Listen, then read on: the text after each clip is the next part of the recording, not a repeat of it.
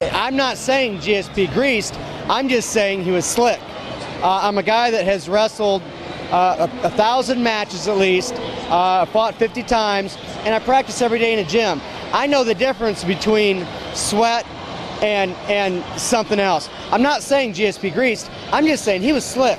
You know, whether that was lotion that he puts on his body the night before that come out through his pores. I'm not saying GSP did anything wrong. Right. The only thing I'm saying is he was slick the last 2 times I fought him. But that is wrong, though, if he's putting lotion on, because that is one of the things that hasn't been covered in this whole thing. You know, we're hearing out a lot of different camps that it's, you know, kind of a tactic that people are using. They're oiling up maybe, you know, where no one can see it, then it actually comes out almost like baby oil. So that is a big story, even though you're not saying in the ring he's not greasing. There is something wrong with doing that. I mean, do you do that? You know that people shouldn't be doing that the night before. Well, I look at it as, no, I'm not doing it.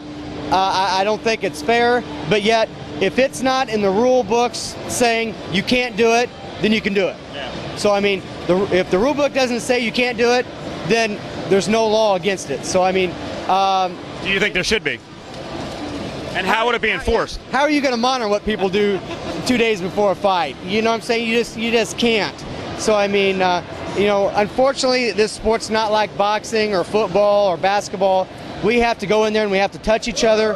And you know, if a tennis player greased up, it wouldn't make one matter to the other opponent, or football or anything else. But we, you know, it kind of does. I mean, if somebody else puts lotion on an hour before the fight, you know, it's going to make a difference in the fight, no matter if it's minute or not. I mean, if GSP was greasing, when BJ's legs kept falling down, BJ was wanting a high guard, and his legs just kept slipping down, and really GSP wasn't doing anything to push him down. They were just sliding down.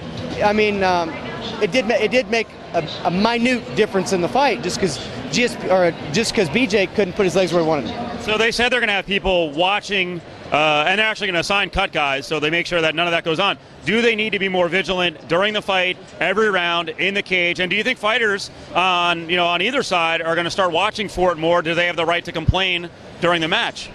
When I'm in the middle of a fight and I'm sitting on my corner, the last thing I'm going to worry about is what he's doing over there. Yeah. If I don't care if they watch this anymore or not, I really don't. If they're going to put somebody in there, the commission guy should be in there watching that in the first place. But if they're going to assign a cut guy to watch that, that's fine. But I'm not going to pay attention to what's going on over there. I'm going to let them do their job in watching it.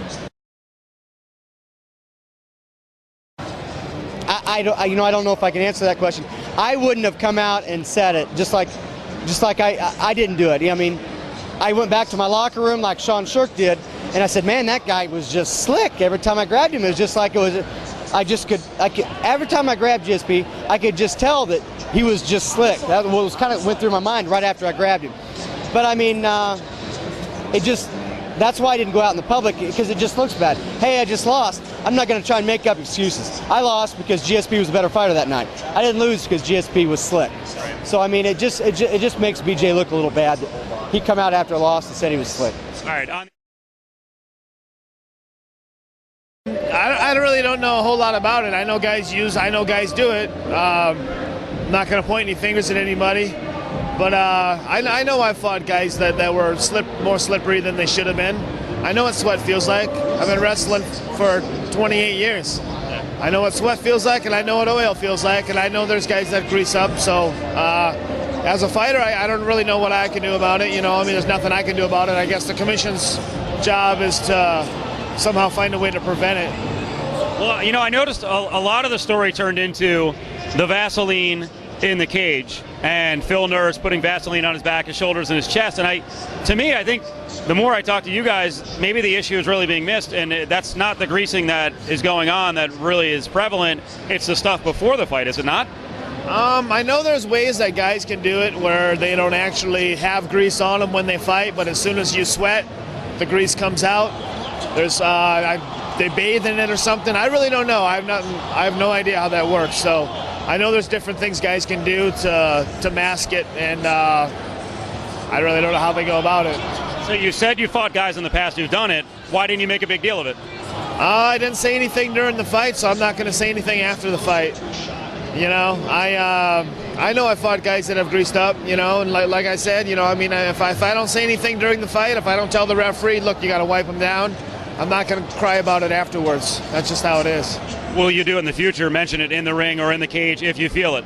You know, the problem is when you're fighting and you're in the heat of the moment and you're in the octagon and you got all this momentum going, you can't stop and be like, okay, look, you got to wipe the guy down. It kind of kills the momentum and it kills the crowd.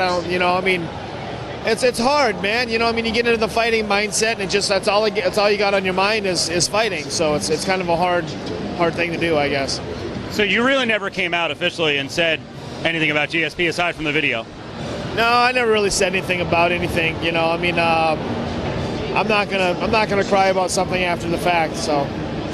Dana White was saying the other day that he didn't like the fact that guys did come out publicly, like Matt Hughes, like Frank Trigg, like Jason Miller, after all this went down. Like, well, they lost, so now he's kind of excusing it like, well, I don't know if I believe it. Those guys lost, so of course now they're bringing it up. What do you think of that?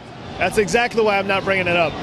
I'm not saying anything. You know, I mean, I got beat. That's how it is, and I'm not gonna cry about it after the fact. You know, that's exactly. I'm not saying anything about anybody. You know, I mean, I beat guys that I grease on them too.